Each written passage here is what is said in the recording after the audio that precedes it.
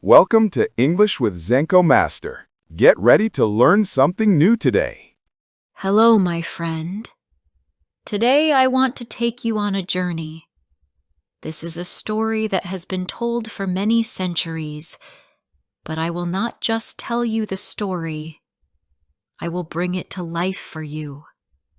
I will take you back in time to a small village under the stars where something amazing happened one night. This is the story of Christmas. It is about love, faith, courage, and miracles. It is about how one night, long ago, brought light to a dark world. And while you listen to this story, you will learn English. This is listening and reading practice, but it is also something more. You will learn new words, new ideas, and how to enjoy stories in English. So are you ready? Let's begin. More than 2,000 years ago, the world looked very different. There were no cars, no electricity, no phones. People lived in small villages, and their lives were simple. They worked hard every day. They grew their own food, looked after animals, and made clothes by hand. Life was quiet, but also full of meaning. In one small village called Nazareth, there lived a young woman named Mary. Mary was kind and gentle. She was always ready to help others. People in the village liked her because she was honest and had a warm smile. She did not have many things, but she had a big heart. Mary was engaged to a man named Joseph. He was a carpenter. That means he made things from wood, like chairs, doors, and tables. Joseph was also a good man. He was known for his honesty and his kind nature.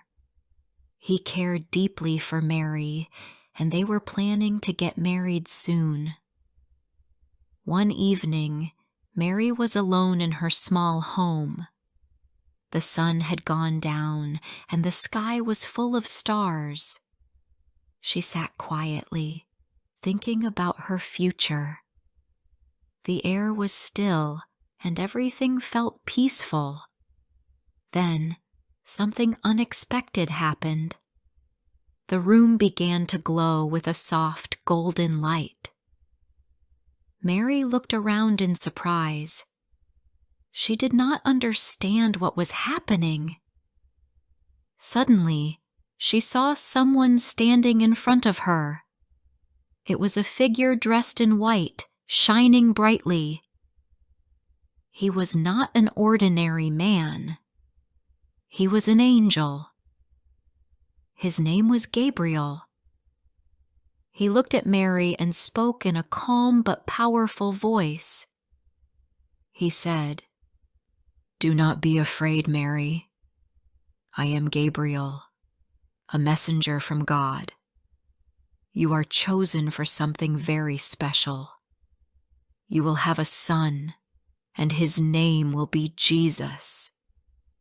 He will be the Son of God. He will bring love, peace, and hope to the world." Mary listened, but she was shocked. She asked, "How can this happen? I am not yet married." Gabriel looked at her kindly and said, "With God, nothing is impossible. Trust in Him." Mary was still afraid, but she believed. She took a deep breath and said, "I am God's servant. Let it be as you have said." From that moment, Mary's life changed. Later, she told Joseph everything. At first, he did not know what to think. He was confused and worried. He loved Mary, but he did not understand what was happening. Then, one night, while Joseph was sleeping, an angel came to him in a dream. The angel said, "Joseph, do not be afraid to take Mary as your wife. The child she carries is from God. His name will be Jesus. He will save people from their sins." When Joseph woke up, he felt peaceful. He now understood.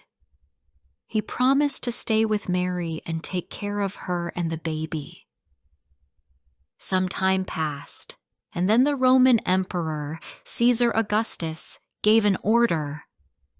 He wanted to count all the people in the land. This was called a census. Everyone had to travel to the town of their family's birth. Joseph's family came from a town called Bethlehem. That meant Joseph and Mary had to travel from Nazareth to Bethlehem. Bethlehem was about 145 kilometers away. It was not a short trip. Mary was now pregnant, so she could not walk such a long distance. Joseph borrowed a donkey, and they began their journey. The road was difficult. There were hills and valleys. The sun was hot during the day, and the nights were cold. Mary sat on the donkey, and Joseph walked beside her. They stopped many times to rest under trees and near streams. At night, they slept outside under the stars. The journey was long, and Mary was tired, but she remained hopeful. She believed something wonderful was about to happen.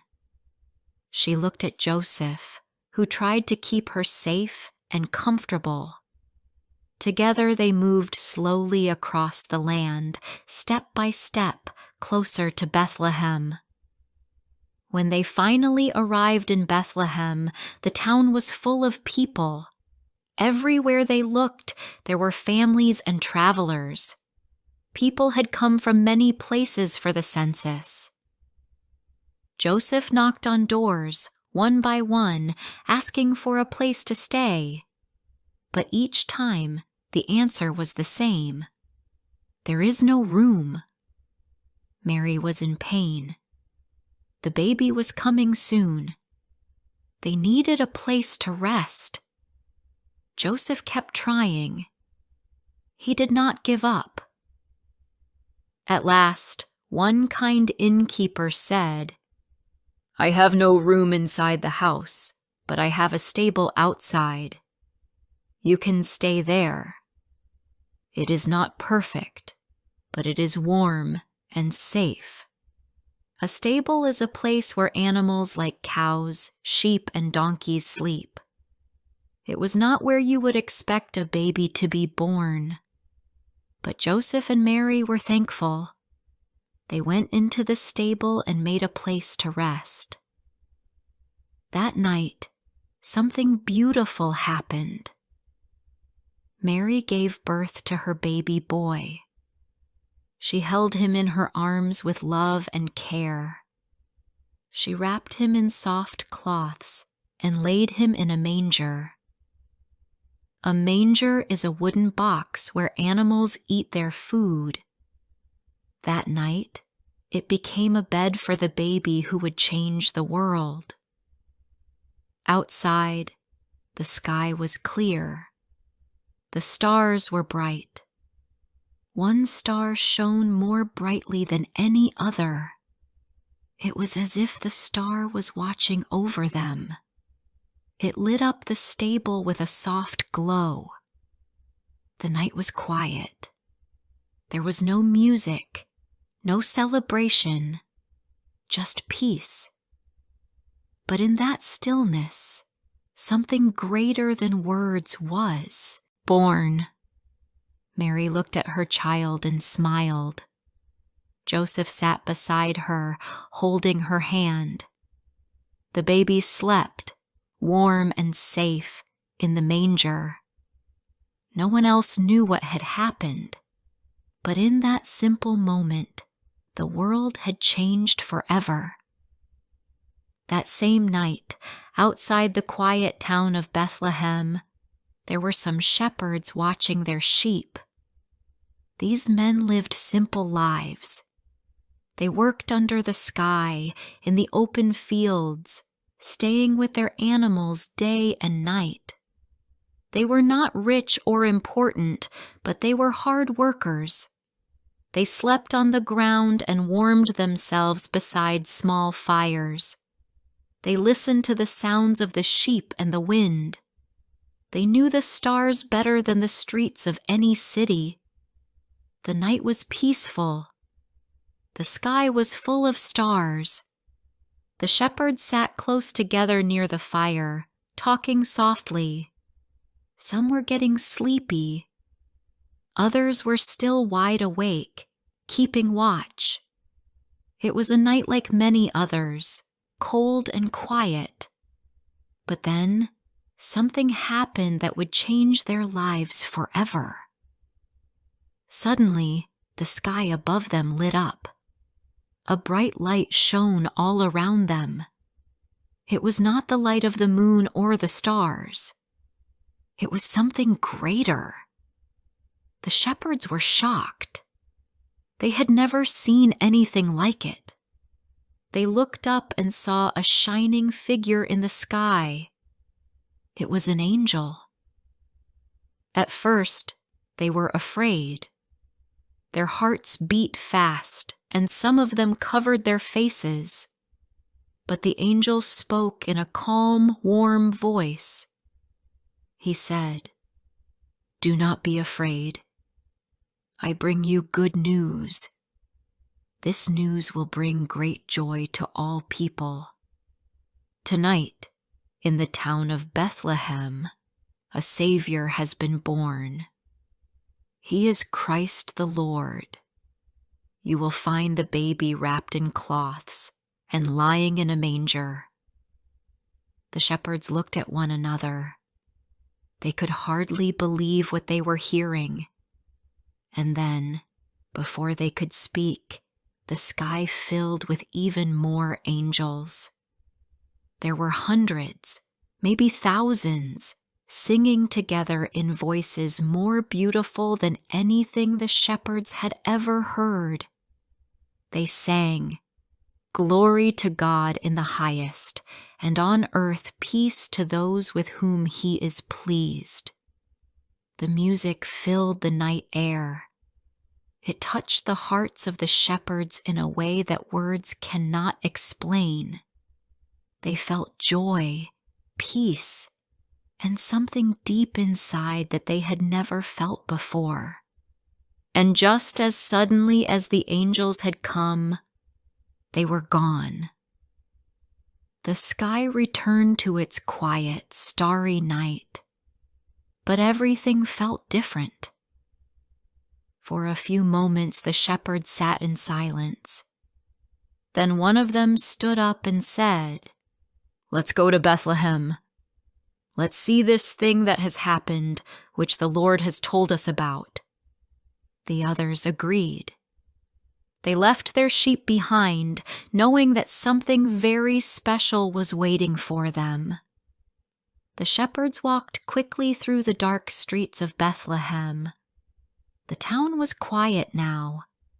People were asleep in their homes. But the shepherds followed the bright star in the sky. It led them to the edge of the town, to a small stable. There, they saw what the angel had told them about. Inside the stable, Mary sat beside her baby. Joseph stood close, watching over them. The baby was wrapped in soft cloths and was sleeping in a manger. The shepherds knelt down quietly. They looked at the child with wonder and love. Some had tears in their eyes. They knew they were in the presence of someone special. Then the shepherds told Mary and Joseph everything that had happened to them: the angel, the message, the singing in the sky. Mary listened carefully. She did not speak much, but she remembered every word. She kept those words in her heart like treasures. The shepherds stayed for a little while. They did not want to leave, but soon they returned to their fields, filled with joy. As they walked, they told everyone they met what they had seen and heard. People were surprised by their story. Some believed them. Others were unsure. But the shepherds didn't mind. They knew what they had seen, and nothing could take that away from them. Far away, in a distant land to the east, there were wise men. These men were also known as magi. They were not shepherds or farmers. They were scholars who studied the stars and searched for meaning in the skies. They watched the night sky every day, looking for signs and patterns. One night, they saw something they had never seen before. A new star had appeared. It was bright and different from any other. They believed it was a sign that a great king had been born. The wise men decided to follow the star. They packed their things and prepared for a long journey. They brought special gifts with them, gifts for a king. They carried gold, which showed honor and value. They brought frankincense, a sweet-smelling perfume used in worship. And they carried myrrh, a special oil used in important ceremonies and even for healing. The journey was long. They traveled across deserts, mountains, and rivers. They rode on camels and donkeys. Days turned into weeks, and weeks into months. But still, the star guided them. It stayed in the sky, leading them west, toward the land of Israel. When the wise men reached the city of Jerusalem, they went to see the ruler, King Herod. They asked, "Where is the one who has been born King of the Jews? We saw his star when it rose and have come to worship him." King Herod was troubled. He was the king, and he did not like the idea of another king being born. He called together his advisors and asked them where this new king would be born. They told him, "In Bethlehem, as written by the prophets." Herod then called the wise men secretly. He asked them exactly when the star had appeared. He told them to go to Bethlehem and find the child. "When you find him," Herod said, "come back and tell me, so that I too may go and worship him." But Herod was not telling the truth. He had no plans to worship the child. The wise men left the palace and continued their journey. The star guided them again, leading them to the very place where Mary and Joseph were staying. It stopped over the stable, shining brightly above it. When the wise men saw the child with his mother Mary, they were filled with joy. They knelt down and worshipped him. Then they opened their treasures and gave him the gifts they had brought: gold, frankincense, and myrrh. Mary and Joseph were amazed by the gifts. They did not understand everything, but they felt the kindness and respect in the hearts of these visitors. That night, as the wise men slept, they had a dream. In the dream, God warned them not to return to King Herod because he had evil plans. So the wise men left quietly the next morning and took a different road back to their own country. Back in Bethlehem, the night was still. The star still shone above the stable. Inside, Mary held her baby close. Joseph sat beside her, thinking about everything that had happened. They had come so far, and now they were no longer alone. People had come from fields and faraway lands to see the child. Each visitor had brought a message, a gift, or a smile. Each one had been touched by the quiet miracle in the manger. Mary looked down at her son. He was sleeping peacefully, his little hands closed into soft fists. She thought about the angel, the journey, the stable, and the shepherds. She thought about the star and the wise men and their gifts. She felt tired but full of joy. She knew this was just the beginning. The world would never be the same again. The shepherds had returned to their sheep, but their hearts were forever changed. The wise men were on their way home, carrying memories of something holy. And in that small stable in Bethlehem, a family sat together, holding the light of the world. As days passed, the small town of Bethlehem returned to its quiet rhythm. But something had changed forever. In that peaceful stable, under the same star-filled sky, a mother watched her newborn child with love and wonder.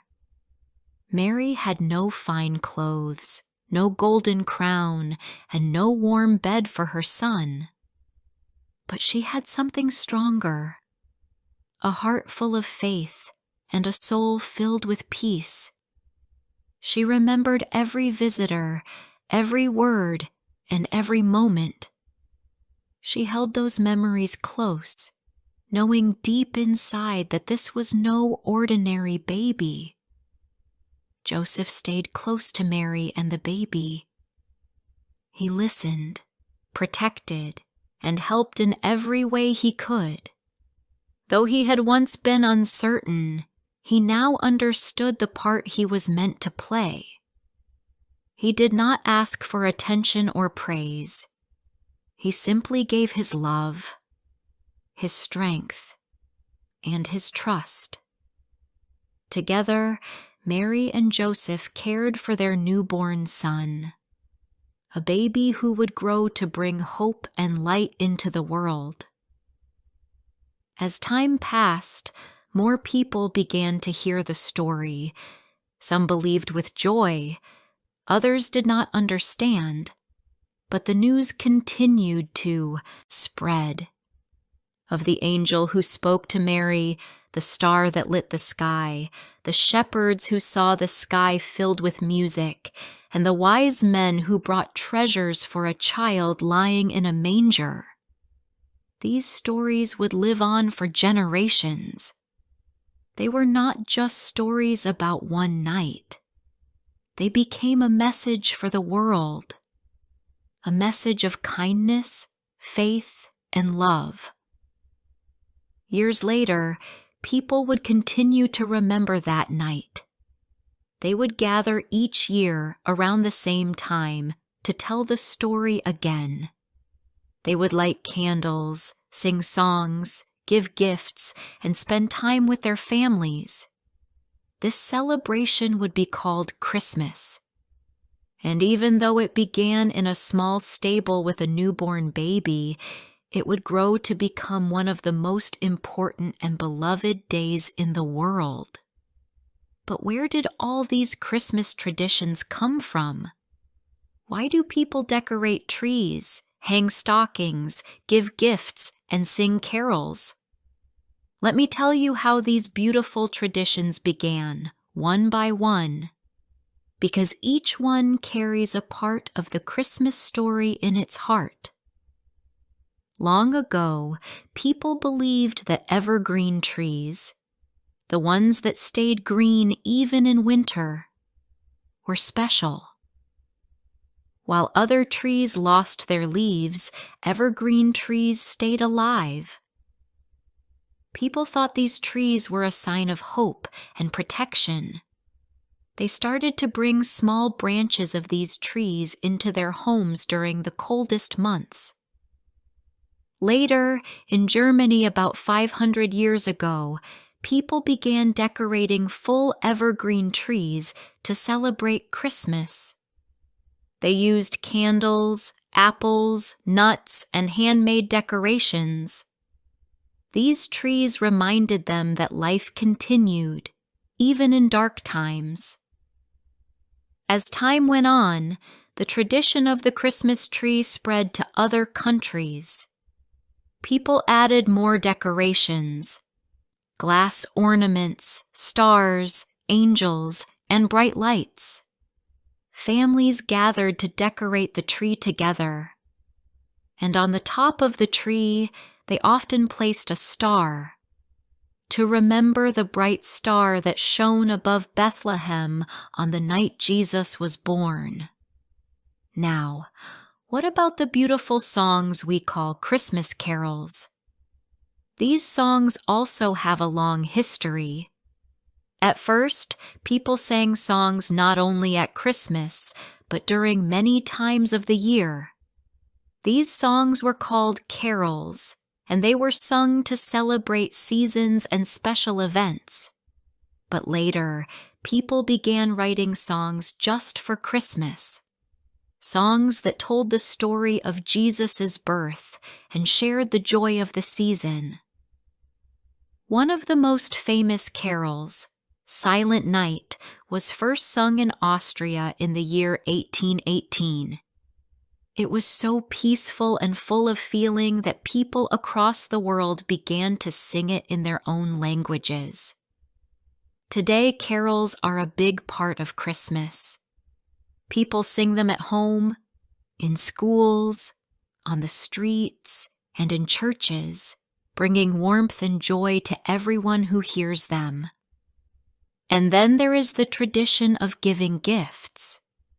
This also began with the very first Christmas. Remember the 3 wise men? They brought gold, frankincense, and myrrh, special gifts for the baby Jesus. Their gifts were a way to show love, respect, and honor. Later, there was another man who became part of the Christmas story. His name was Nicholas.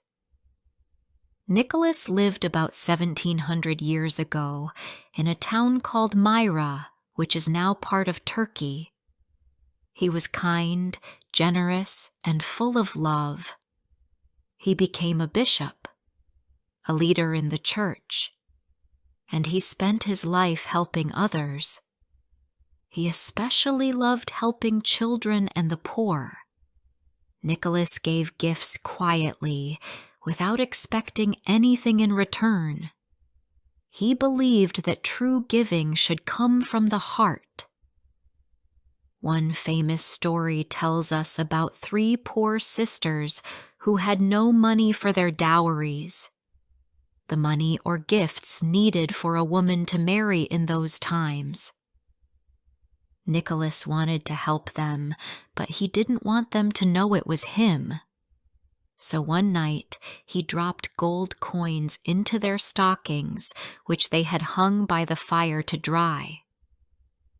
In the morning, the sisters found the gold, and they were full of joy. Thanks to Nicholas, they were able to have a better future. After Nicholas died, people called him Saint Nicholas. They remembered him each year on December 6th. The day of his passing. Over time, stories about St. Nicholas traveled to many countries. In some places, his name changed. In Holland, he was called Sinterklaas. In England, and later America, he became known as Santa Claus. The idea of Santa Claus as a kind, jolly man with a red suit began in the 1800s. A poem called a visit from Saint Nicholas, also known as "'Twas the Night Before Christmas," made him famous. The poem described Santa as a happy man with a white beard, a big belly, and a sleigh pulled by magical reindeer. He visited homes on Christmas Eve, coming down the chimney to leave gifts for children. Soon, people began to imagine that Santa lived at the North Pole. He had a workshop there, with elves who helped him make toys all year long. Children began writing letters to Santa, telling him their hopes and dreams. On Christmas Eve, families would leave out cookies and milk, and children would hang stockings by the fire, just like the story of St. Nicholas long ago. Santa Claus became more than just a person. He became a symbol of kindness, giving, and joy. Whenever someone gives a gift with love, helps a stranger, or shares a smile, they carry the spirit of Santa with them. And that spirit comes from the same place as the very first Christmas, from love. Now, let's talk about the Christmas meal. In the past, people celebrated Christmas with simple food. But over time, the Christmas dinner became something special. Families started to cook large meals and invite friends and neighbors to join. In many places, people eat roasted turkey or ham, mashed potatoes, vegetables, and sweet desserts like Christmas pudding or cookies. But the most important part of the dinner is not the food. It is the togetherness. Families sit at the table, tell stories, laugh, and share love. This reminds us that the best gift is being with the people we care about. On Christmas Eve, something magical happens. As the night grows quiet, people light candles, sing softly, and feel the joy in their hearts. Children go to bed full of excitement, wondering what surprises the morning will bring. And in the middle of the night, many still imagine Santa flying through the sky, guided by reindeer and a heart full of joy. But even without reindeer, without chimneys or gifts, the magic is still there. Because the real magic of Christmas is not in the presents or the lights. It is in the feeling that we are not alone, that love is stronger than fear, that giving is more joyful than receiving, that light will always return, even in the darkest time. On Christmas morning, the sun rises and the world feels new. Children run to the tree, smiling and laughing. Parents smile too, not just because of the gifts, but because of the joy they see in their children's eyes. Some families go to church, others stay at home. But everywhere, people feel thankful. They remember the story of that first Christmas. They remember the baby in the manger, the shepherds in the fields, and the star that shone above it all. Christmas is more than a holiday. It is a reminder that even in difficult times, there is hope. That love, when shared, grows stronger. That kindness, no matter how small, can change someone's world. So this Christmas, light your home with joy. Share a gift from your heart. Give your time, your smile, your words. And remember, the spirit of Christmas is not just for one day. It can live in your heart all year long.